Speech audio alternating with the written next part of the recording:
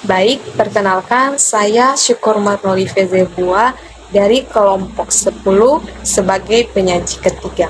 Nah, pada kesempatan ini saya akan menjelaskan mengenai peluang. Langsung saja, yang pertama bagian A yaitu fakta peluang. Apa itu fakta? Fakta dalam matematika bisa berupa aksioma atau postulat. Aksioma adalah pernyataan yang diandaikan benar pada suatu sistem dan diterima tanpa pembuktian sebagai titik awal logika. Nah, ada beberapa fakta dalam peluang, yaitu satu, peluang terbentuk dari beberapa bagian, yaitu pertama, percobaan, di mana percobaan adalah kegiatan atau tindakan yang tujuannya untuk memperoleh hasil tertentu. Selanjutnya yaitu ruang sampel, mana ruang sampel adalah himpunan semua hasil yang mungkin dari suatu percobaan. Ruang sampel disimbolkan dengan S. Berikutnya yaitu titik sampel. Itu adalah setiap anggota dari ruang sampel. Selanjutnya yaitu kejadian, yaitu himpunan bagian dari ruang sampel. Biasanya dinotasikan dengan huruf kapital seperti A, B, dan lain sebagainya. Yang kedua yaitu peluang kejadian. Peluang suatu kejadian adalah perbandingan antara banyaknya suatu kejadian dan banyaknya seluruh kemungkinan yang terjadi. 3. Kejadian majemuk. Kejadian majemuk adalah dua atau lebih kejadian yang terjadi secara bersamaan. Karena peluang kejadian majemuk ini ada beberapa. Antara lain, bagian A, peluang saling lepas. Apa itu peluang saling lepas? Peluang saling lepas adalah peluang dua atau lebih kejadian yang tidak mungkin terjadi bersama-sama.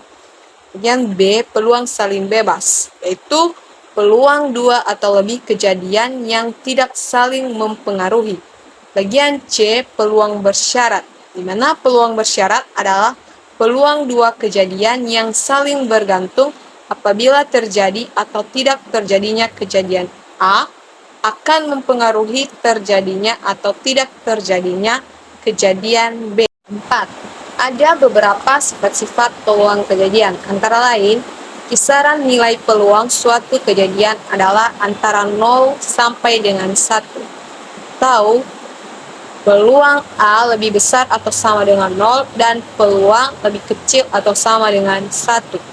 Kemudian, peluang A sama dengan 0 artinya peluang suatu kejadian yang tidak mungkin terjadi atau mustahil terjadi. Nah, selanjutnya yaitu PA sama dengan 1 artinya peluang suatu kejadian yang pasti terjadi. D. Prinsip peluang. 1.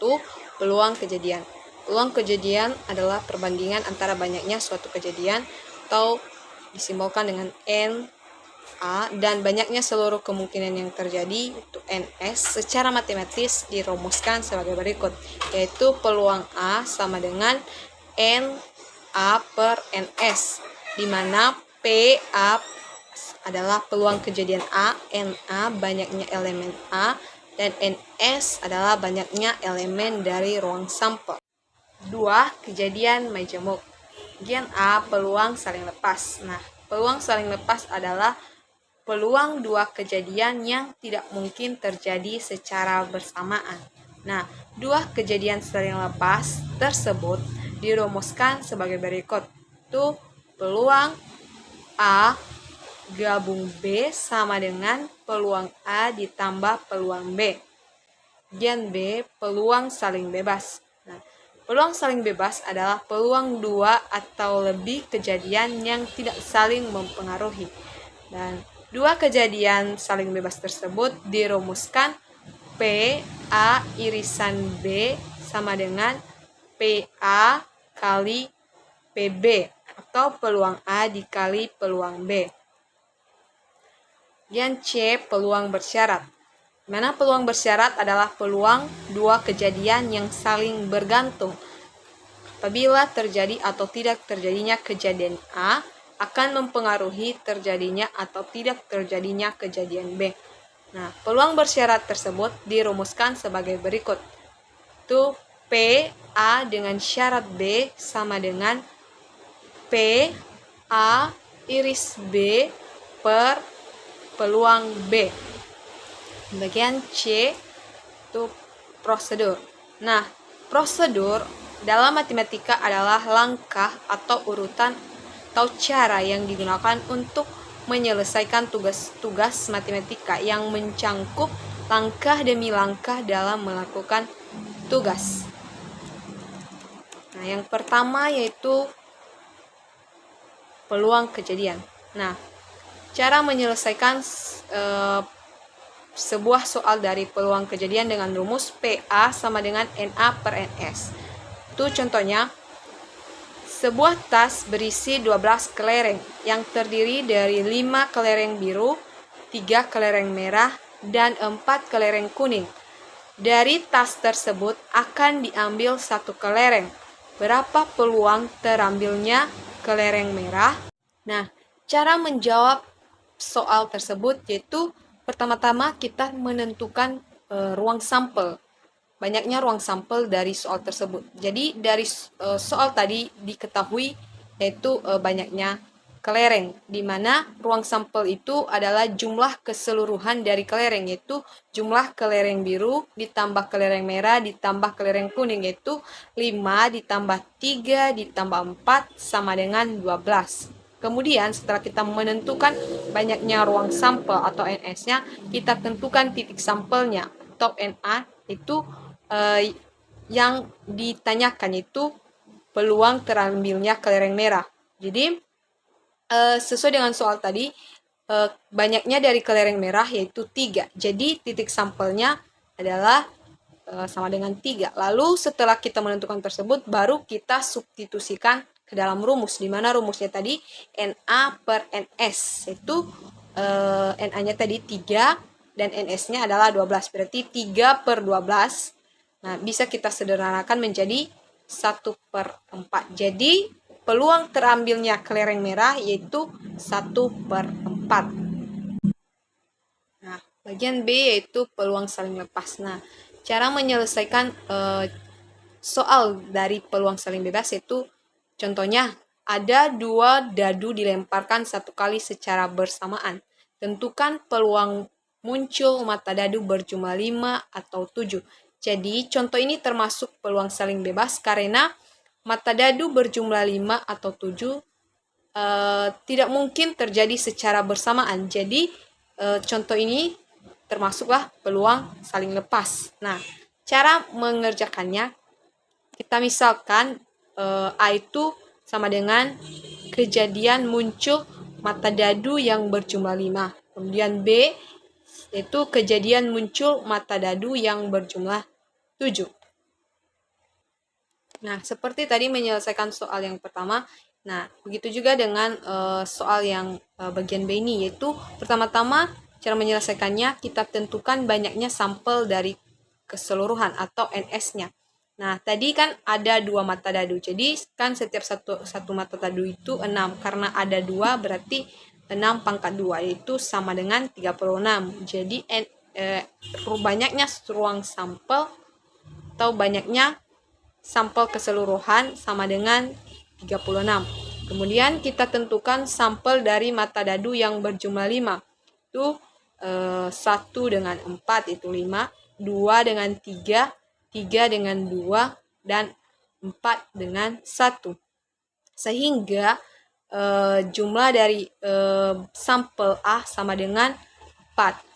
Setelah itu kita tentukan juga sampel dari mata dadu berjumlah 7 atau B itu sama dengan 1 dengan 6, 2 dengan 5, 3 dengan 4, 4 dengan 3, 5 dengan 7, dan 6 dengan 1. Jadi banyaknya sampel dari mata dadu berjumlah 7 atau banyaknya sampel B sama dengan 6.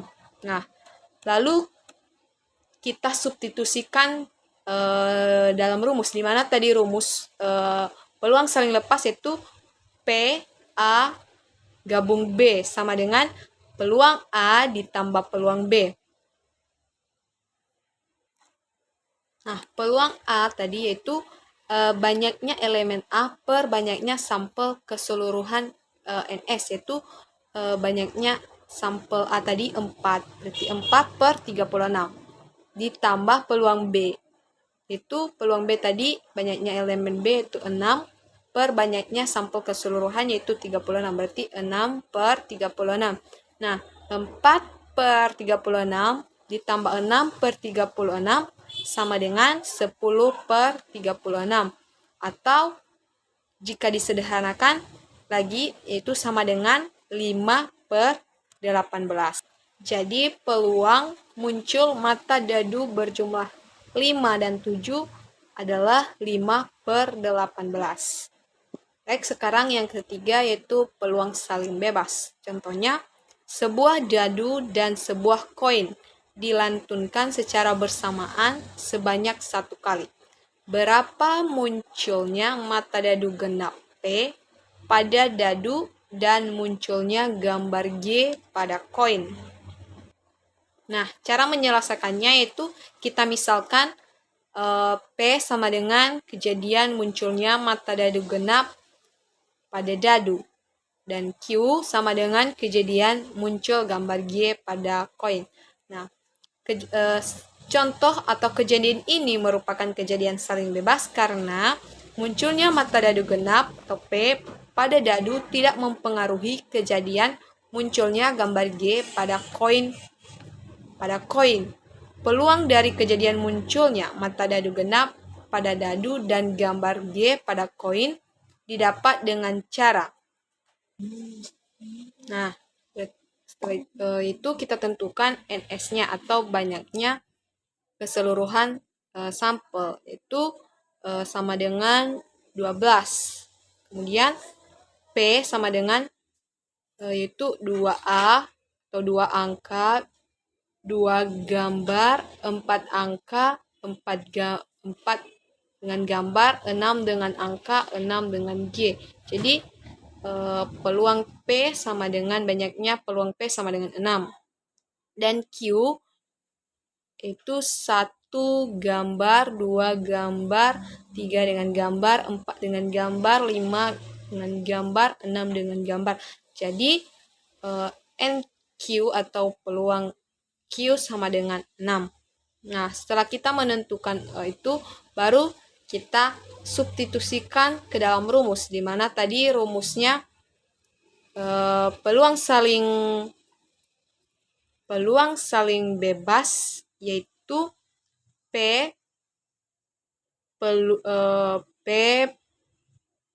peluang P irisan Q sama dengan peluang P dikali peluang Q. Nah, peluang P itu banyaknya tadi elemen P itu 6 dan banyaknya jumlah sampel tadi yaitu 12, berarti 6 per 12 dikali peluang Q yaitu banyaknya elemen Q tadi ada 6 dan banyaknya jumlah keseluruhan sampel yaitu 12, jadi 6 per 12. Sehingga jika disederhanakan sama dengan 1 per 2 dikali 1 per 2 sehingga hasilnya sama dengan 1 per 4.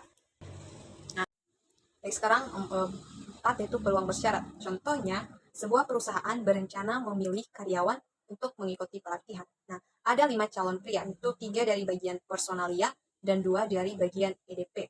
3 calon wanita, itu 1 dari bagian personalia dan 2 dari bagian EDP. Itulah peluang yang dipilih mengikuti pelatihan adalah pria dengan syarat dari bagian EDP. Jadi contoh soal ini yaitu peluang bersyarat karena bentuk soalnya bersyarat. Jadi cara menjawabnya kita misalkan A adalah kejadian terpilih mengikuti pelatihan dari bagian EDP. Pada bagian EDP terdapat 2 pria dan 2 wanita sehingga totalnya 4 orang. Sehingga peluang terpilih dari EDP sebagai berikut. Itu peluang A sama dengan NA per NS. Jadi NA-nya tadi yaitu total dari bagian EDP itu 4 per NS-nya yaitu jumlah dari karyawan yang melamar itu ada 8 sehingga peluang A-nya sama dengan 4 per 8 atau bisa disederhanakan menjadi 1 per 2. Kemudian kita misalkan B sama dengan kejadian terpilih pria mengikuti pelatihan yaitu yang menjadi calon dari bagian EDP pria tadi ada 2 jadi sama dengan 2 pria Sehingga A irisan B sama dengan 2. Lalu kita tentukan peluang A irisan B itu sama dengan N A iris B per NS. Itu sama dengan 2/8 atau sama dengan 1/4. Jadi peluang terpilih pria mengikuti pelatihan yaitu kita sesuai dengan rumus peluang bersyarat tadi, yaitu P B dengan syarat A sama dengan P A iris B per P atau peluang A.